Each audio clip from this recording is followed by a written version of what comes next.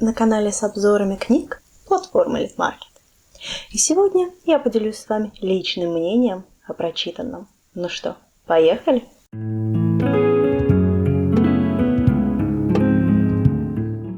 Книга Дениса Долгого «Никдорф. Повелитель стихий» опубликована на сайте Литмаркет в июле этого года. Повествование ведется от первого лица, и история рассказывает нам о том, как врач Николай Дорофеев, оказавшись в виртуальном мире, должен спасти игроков, не способных выйти из нее. Что для этого надо? Все просто.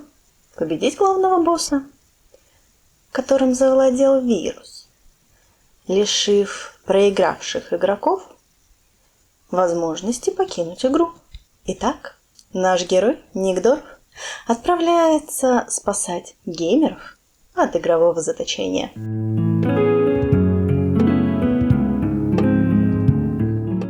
История начинается с того, что главного героя Николая Дорофеева приглашают в офис крупной компании, которая занимается разработкой и выпуском игр виртуальной реальности. Мы достаточно быстро знакомимся с механикой мира, а главное с боссом, которого нужно уничтожить. Стоит ли говорить, что, несмотря на все предоставленные Никдорфу плюшки, он проигрывает битву и оказывается посреди болота практически голый и без каких-либо навыков?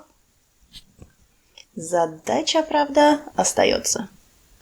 Вот только идти к ней нашему герою придется достаточно долго. Главную интригу произведения можно выразить фразой «слепой котенок».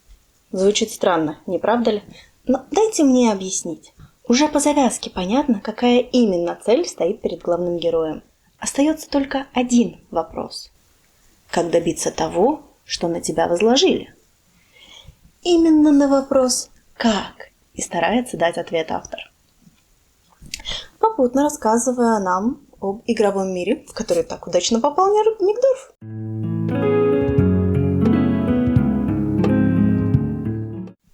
Читается книга очень легко.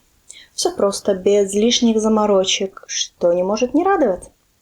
До этого я не читала ни одной книги в жанре лит-РПГ, но в эту погрузилась без особенных проблем.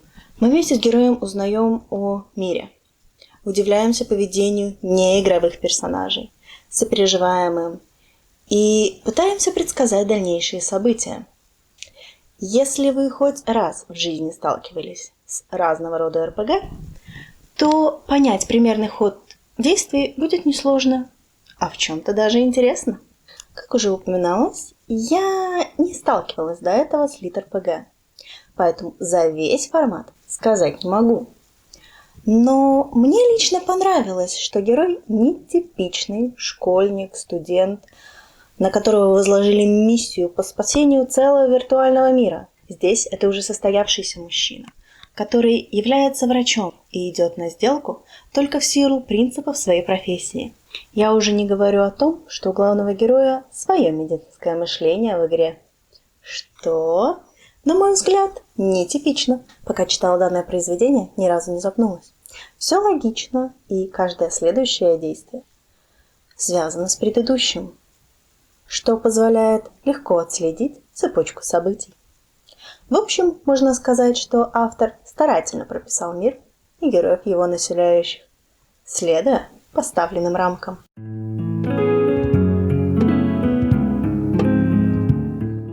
В целом, я их не нашла. Это, конечно, не значит, что их совсем нет. Просто мне было настолько интересно, что если какие-то минусы и были, то они оказались совершенно незначительными.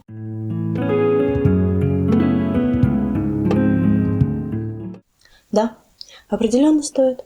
Вам не придется заморачиваться с бесчисленным количеством деталей. Автор достаточно просто рассказывает об игровом мире Real Fantasy. Ведь именно так называется игра, в которую так удачно попал Никдорф. Особенной изюминкой я считаю некий медицинский взгляд на те или иные повреждения в игре, что придает тексту некий неповторимый шарм.